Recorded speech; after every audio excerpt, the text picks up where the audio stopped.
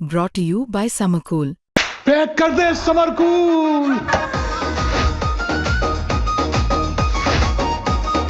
Summer cool cooler हवा ऐसी छोड़े पूरी फैमिली को ठंडक से जोड़े। समरकूल लाइफ बनाए वंडरफुल।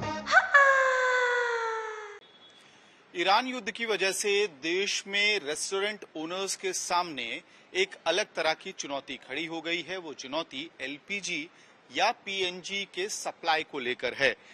देश के अलग अलग शहरों से रेस्टोरेंट ओनर्स इस बात को उठा रहे हैं, लेकिन नेशनल रेस्टोरेंट एसोसिएशन के ट्रेजरर मनप्रीत सिंह है हमारे साथ, जो खुद भी दिल्ली में एक आइकॉनिक रेस्टोरेंट चलाते हैं। सर, स्थिति दिल्ली में क्या है फिलहाल? इस समय कमर्शियल सिलेंडर्स जो हैं वो तो कम्प्लीटली ख़त्म हो गए हैं, अब नहीं मिल रहे। जो कि पाइप्ड गैस है उसका भी प्रेशर कई रेस्टोरेंट्स फील कर रहे हैं कि कम हो गया है। जो पहले 100% होता था इस समय 80% के करीब आ रहा है। अब सबको ये है कि नहीं है ये मेरे को मालूम नहीं है, बट डेफिनेटली जो कमर्शियल सिलेंडर्स हैं वो इस समय नहीं मिल रहे हैं। तो इससे ऑपरेशंस पे क्या असर पड़ने वाला है आम लोगों की भाषा में अगर हम समझे? भाई 1, 2, 3 दिन मैक्सिमम जो हैं सिलेंडर्स लास्ट करते हैं, जो कि रेस्टोरेंट्स जो चल रहे हैं ठीक तरीके से।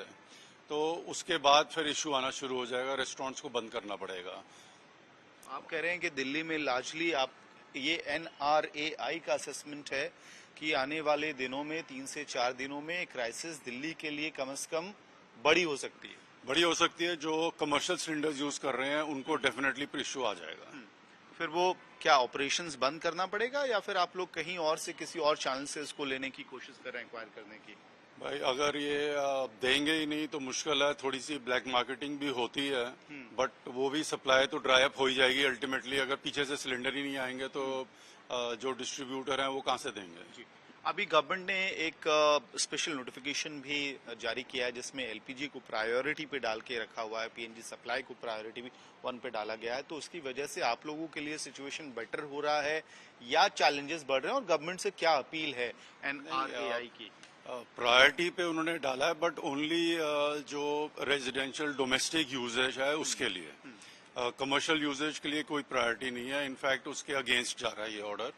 सो अब आगे क्या होता है अब कुछ कह नहीं सकते हैं। आप लोगों की अपील है सरकार? हमने डेफिनेटली हमने हरदीप जी को चिट्ठी भी लिखी है, तो वी आर वेटिंग कि उनका कुछ रिस्पांस आ जाए, और जैसे आएगा फिर पता चलेगा। एग्जैक्टली अभी इस समय उन्होंने कुछ बोला नहीं है। ठीक है, हमसे बात करने के लिए बहुत बहुत धन्यवाद। तो नेशनल रेस्टोरेंट एसोसिएशन की तरफ से बात स्पष्ट की जा रही है, कम से कम दिल्ली के तस्वीर के लिहाज से अगले 2 से 3 दिन तक ही कमर्शियल सिलेंडर्स का स्टॉक ज्यादातर रेस्टोरेंट्स के पास है, यानी कि दिल्ली के लिए तस्वीर बहुत अच्छी नहीं लग रही है। उनका कहना है कि ज्यादातर जो कमर्शियल आउटलेट्स हैं वो कमर्शियल एलपीजी पर सिलेंडर्स पर डिपेंड करते हैं, उसका स्टॉक ड्राई अप हो रहा है, और जिन आउटलेट्स के पास रेस्टोरेंट स्टॉक है भी वो अगले 3 से 4 दिनों में खत्म होने की संभावना या डर फिलहाल जताई जा रही है। इसके साथ साथ जो पीएनजी पाइपलाइन यानी कि पाइप गैस जो आउटलेट्स इस्तेमाल करते हैं, रेस्टोरेंट ओनर्स इस्तेमाल करते हैं, उनके लिए समस्या ये है कि 80%